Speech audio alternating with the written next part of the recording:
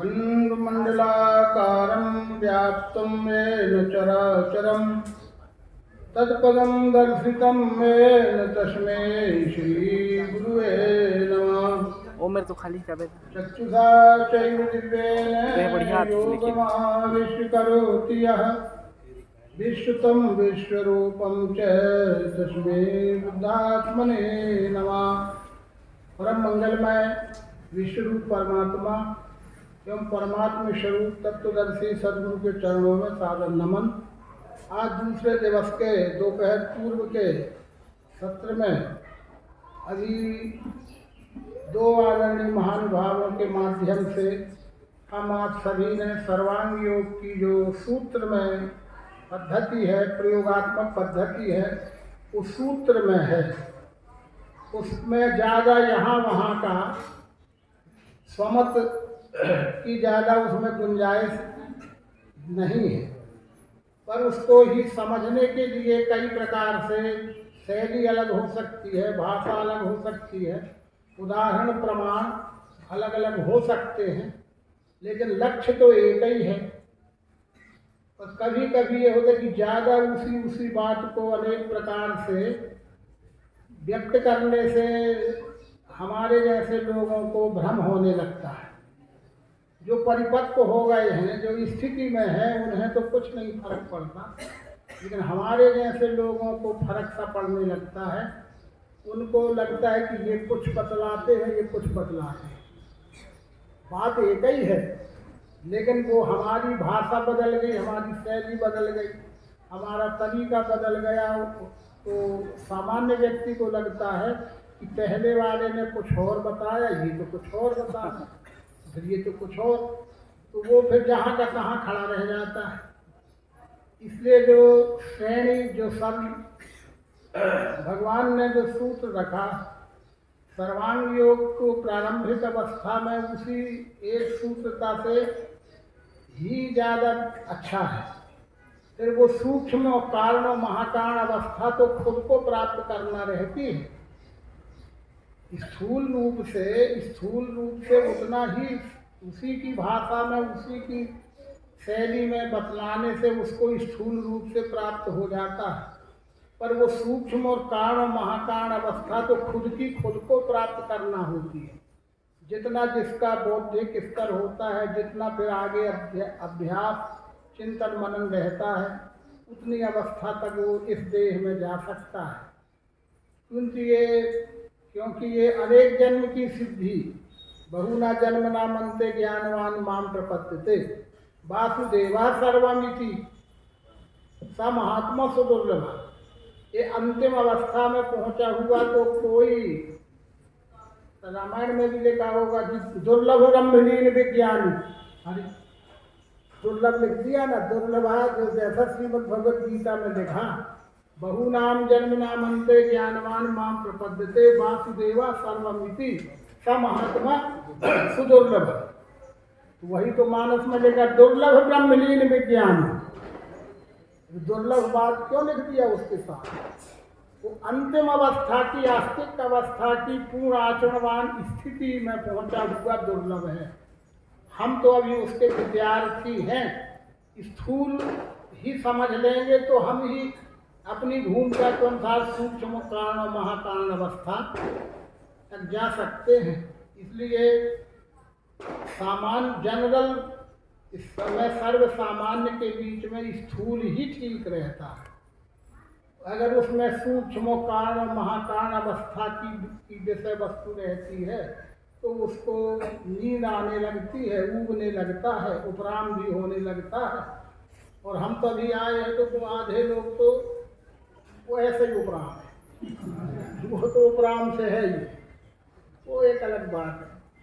पर यहाँ से यहाँ बैठे बैठे लोग भी उपराम ना हो, ये ढंग की शैली हमारी आपकी स्थूल ही दिया जाए, स्थूल ही प्रेषित किया जाए, फिर वो सूक्ष्म के लिए तो स्वयं का अध्ययन मनन सत्संग अभ्यास उसकी रुचि बन जाएगी, तो वो फिर खुद ही खुद अपने आप में होता रहेगा। इसलिए समय तो पर्याप्त हो चुका है, ज़्यादा समय तक घसीटने से कोई ज़्यादा लाभ नहीं होता है।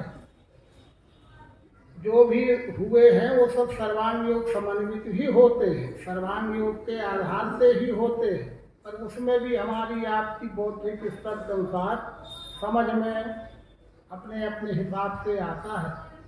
इसलिए समय कम है और उस कम समय का उपयोग हम कोई अलग से स्वतंत्र विषय शुरू करें उसके लिए समय नहीं है और वो अनुकूल भी नहीं है समय के साथ। और जैसा जो कुछ भी समझाया गया है वो सर्वांग योग ही समझाया गया है। पर हमारी समझ में यदि कहीं कोई बात है तो चर्चा करके यही की यही समझी जा सकती है। तो अपने बीच में चर्चा भी महत्वपूर्ण है। मात्र शासन से बोले जाओ बोले जाओ बोले जाओ, सामने वाले को भी तो मौका दो कि वो क्या समझ रहे हैं और क्या समझना चाहते हैं और उनको कहाँ अड़चन है समझने में। ये शिक्षण की विधि है। सामने वाले विद्यार्थी ही मानो उसको, तो उसकी अड़चन भी तो समझो कि उसको कहाँ अड़चन है समझने में, और उसको अपनी अड़चन व्यक्त करने का अवसर मिलेगा तो वही तो निखरता है। प्रतिभाएं ऐसे ही तो सामने आती हैं। तो आप लोग उस विषय में कुछ पूछना चाहते हैं तो पूछिए, और नहीं पूछेंगे तो समाप्त कर दिया जाएगा। भोजन प्रसाद होगा, विश्राम होगा। शाम के समय पुनः निर्धारित समय पर हम आप बैठे। स्वामी जो अभी स्वामी जी ने बताया है उसमें कल्पनाओं की जो बात आई है, तो कल्पना क्या है, फिर यथार्थ है? बैठे। हाँ, नहीं, कल्पना ही दो प्रकार की होती है, सत कल्पना और असत कल्पना। ठीक, कल्पना सत भी होती है, असत भी होती है। अब ये बात कैसे स्पष्ट होगी? सत कल्पना क्या है और असत कल्पना क्या है?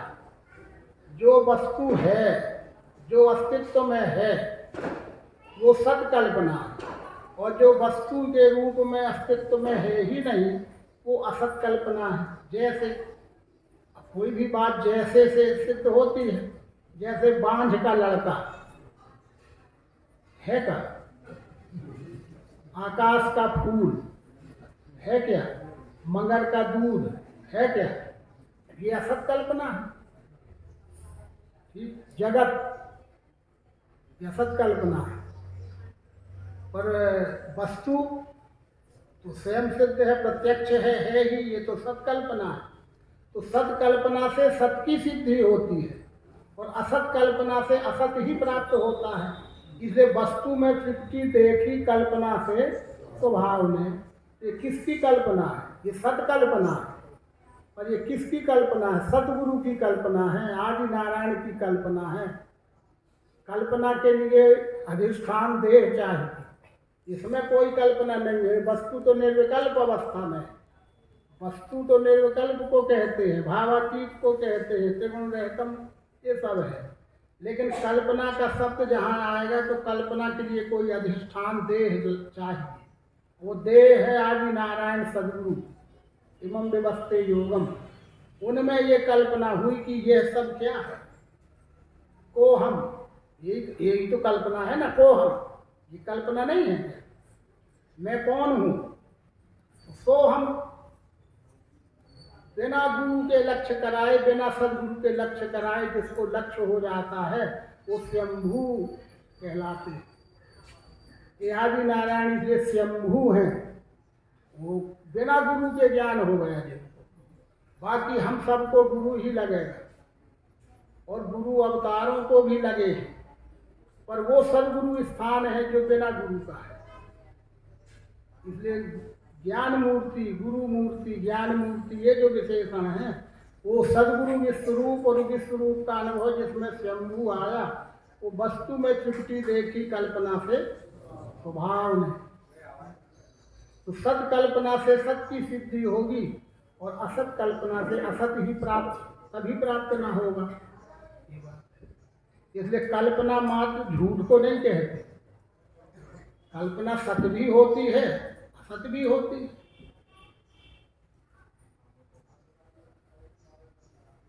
और ऐसी कोई बात नहीं, तो ठीक बात।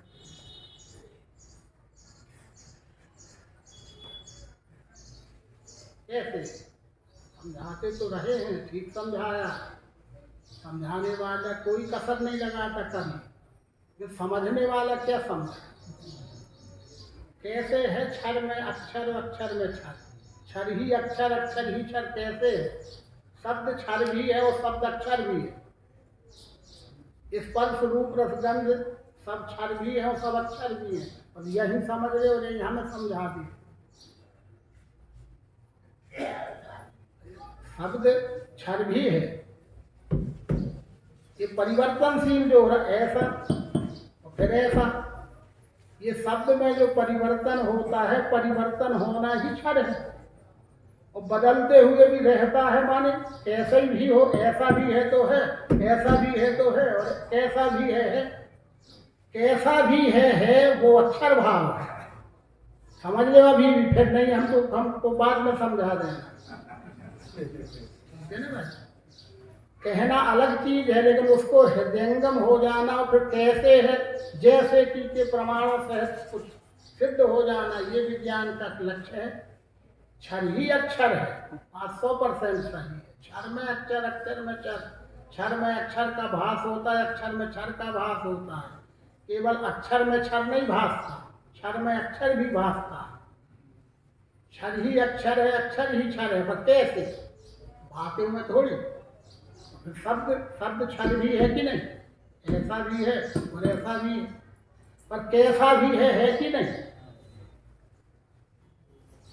वो जो कैसा भी है पर है, वो अक्षर भाव है, और उस है में जो परिवर्तन हो रहा है वो अक्षर भाव, बदलते हुए रहता है। ये हम बोलते सब हैं पर पकड़ नहीं कर पाते, बदलते शब्द बदलते हुए रहता है, ये बदलते हुए क्षर भाव है और रहता है माने अक्षर भाव।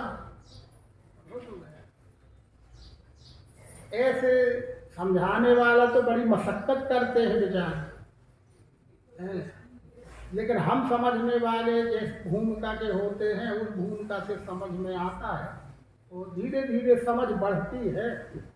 समझ बढ़ाने के लिए ही सत्संग है, किसी को आलोचना के लिए थोड़ी, उसका नाम सत्संग ही नहीं। चलिए और कुछ पूछ लीजिए, नहीं फिर समाप्ति ही है। एक कोई पूछता है तो ठीक है, नहीं 12:30 तो है।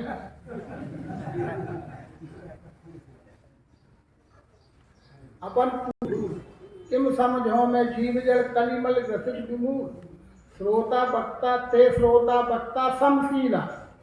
जो स्थान वक्ता का है वही स्थान श्रोता का है। जो जितना अच्छा श्रोता होगा वो उतना अच्छा वक्ता हो सकता है। अच्छा वक्ता जब ही हो सकता है जब अच्छा श्रोता हो। जो अच्छा श्रोता होगा वही ना उत्तर प्रश्नोत्तर करेगा। हमने कुछ सुना ही नहीं तो कोई पूछे क्या हुआ, अरे का पता, हम तो वहां देखते। तो श्रोता और वक्ता समान है, वो ते श्रोता वक्ता समशीला, समदर्शी जाने ही हर लीला।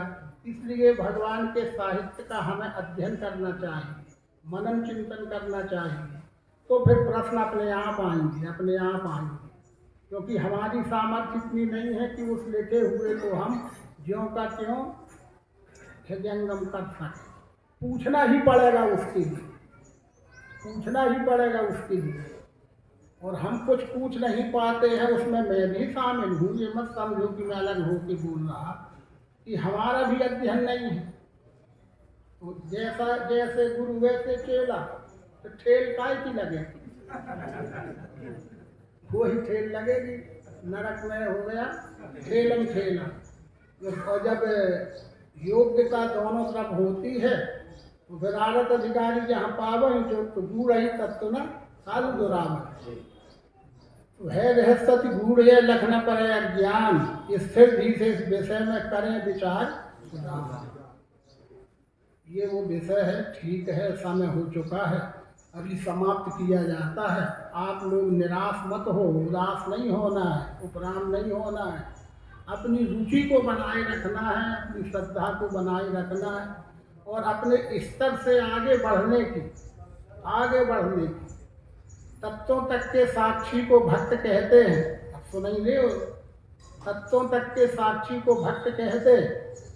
अब तत्व तो पृथ्वी से शुरू होता है, कोई पृथ्वी का साक्षी है, कोई जल का साक्षी है, कोई अग्नि का है, कोई वायु का है, पर लक्ष्य गुणों को प्राप्त करना रहता है। और गुण विभूतियाँ गुणों से होती हैं, वो गुण में रहते हैं, पर गुणातीत लक्ष्य रहता है। संत गुण साम्य से होते हैं, पर लक्ष्य अक्षर भाव रहता है। और अवतार अक्षर भाव से आते हैं और अक्षर भाव में रहते हैं, पर लक्ष्य पुरुषोत्तम भाव रहता है। इसलिए भगवान राम भगवान कृष्ण पुरुषोत्तम भाव है। इसलिए भगवान राम को तो मर्यादा पुरुषोत्तम ही कहा गया। कृष्ण जी को ना भी कहो तो मर्यादा पुरुषोत्तम, तो तुम्हारे हमारे कहने से थोड़ी मर्यादा पुरुषोत्तम, वो तो है ही है। यो मामेव सम्मूढ़ो जानाति पुरुषोत्तम, यो मामेव सम्मूढ़ो जानाति पुरुषोत्तम तो सर्वविद भजति माम सर्वभावेन भारत। अब ये बात अलग है कि समझ का फेर होने से भगवान श्री राम को तो मर्यादा पुरुषोत्तम हम कहते ही हैं, और भगवान श्री कृष्ण को हम लीला पुरुष कह देते हैं। बड़े बड़े लोग लीला पुरुष कह रहे तो हम भी लीला पुरुष सोच। अरे सभी अवतार मर्यादा पुरुषोत्तम ही होते हैं, प्रकृति की मर्यादा में ही रहते हैं, प्रकृति नियम के विरुद्ध कुछ भी नहीं सोचते न करते। सभी अवतार पुरुषोत्तम भाव से ही आते हैं, पुरुषोत्तम भाव ही लक्ष्य रहता है। ये अवतार ही पुरुषोत्तम पद है, चाहे वो मत्स्य से लेके भगवान कल्कि तक हों, सब पुरुषोत्तम भाव में ही तो है। पर विशेष रूप से भगवान श्री राम के जीवन चरित्र में अनुशासन है, मर्यादा है, और विशेष रूप से मर्यादा का झलक है, इसलिए उन्हें कह दिया गया मर्यादा पुरुषोत्तम। तो ठीक ही है ही है। पर क्या भगवान कृष्ण ने कोई मर्यादा उल्लंघन कर दी है? प्रकृति के अधीन मैं ही भी हूँ। भगवान मायानंद जी भी कहते हम प्रकृति के गुलाम हैं या प्रकृति के अधीन हैं। प्रकृति जो कराएगी वो होगा, क्योंकि प्रकृति पार प्रभु सब उर्वासी, मेरी अध्यक्षता में रचे प्रकृति विश्व। ये सारे सब विचार जो श्रीमद् भगवद गीता में आए हैं, वो दिव्य चक्षु की नज़र से ही देखे समझे जा सकते हैं। और यही इसी के साथ ही आप सभी सज्जनों का, देवियों का बहुत बहुत धन्यवाद और आभार जाहिर करते हुए इस सत्र को यहीं समाप्त किया जाता है। ओम शांति शांति शांति। सद्गुरु भगवान की जय, विश्व रूप परमात्मा की जय, सनातन धर्म की जय, मातृदेवा नर्मदे। ठीक है भैया।